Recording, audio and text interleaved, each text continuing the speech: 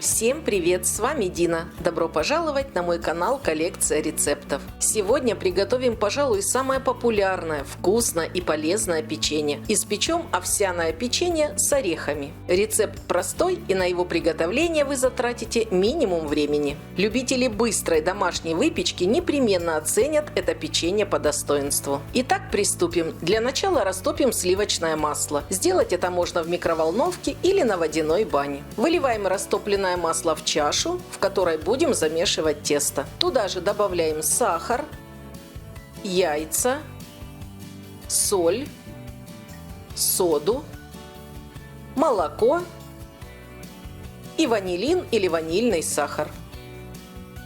Все хорошо перемешиваем.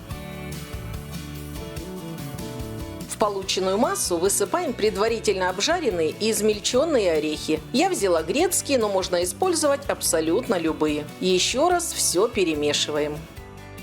Для этого рецепта я буду использовать готовую овсяную муку кудесница идеального помола, которой при необходимости можно полностью заменить пшеничную муку и на ее основе готовить не только вкусную, но и здоровую пищу. В сито высыпаем овсяную и пшеничную муку. В процессе просеивания мука становится более рыхлой и обогащается кислородом. Тесто получается однородным, без комочков, более пышным и нежным. Замешиваем тесто до однородной консистенции. Оно получается довольно мягкое, даже липкое, но больше муки не добавляйте. Рабочую поверхность присыпаем мукой и выкладываем тесто.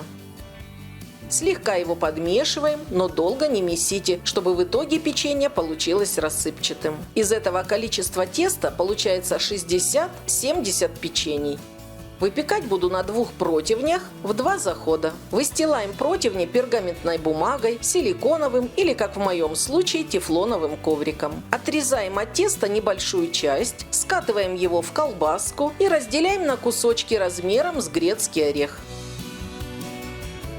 Формуем шарики и, слегка расплющивая, выкладываем их на противень на значительном друг от друга расстоянии, чтобы при выпечке они не слиплись. Тесто очень мягкое, эластичное, довольно масляничное, но в процессе работы к рукам не липнет. Отправляем противни с печеньем в заранее разогретую до 200 градусов духовку на 15 минут. Если готовите на режиме конвекция, убавьте температуру до 180 градусов. А пока печенье выпекается, замечу, что овес – один из самых полезных злаков для нашего здоровья. Торговая марка «Кудесница» предлагает несколько видов разнозлаковой муки идеального помола. Из овсяной муки готовят множество разнообразных блюд, которые не просто вкусные, но еще и очень полезные. А тем временем печенье готово, достаем его из духовки.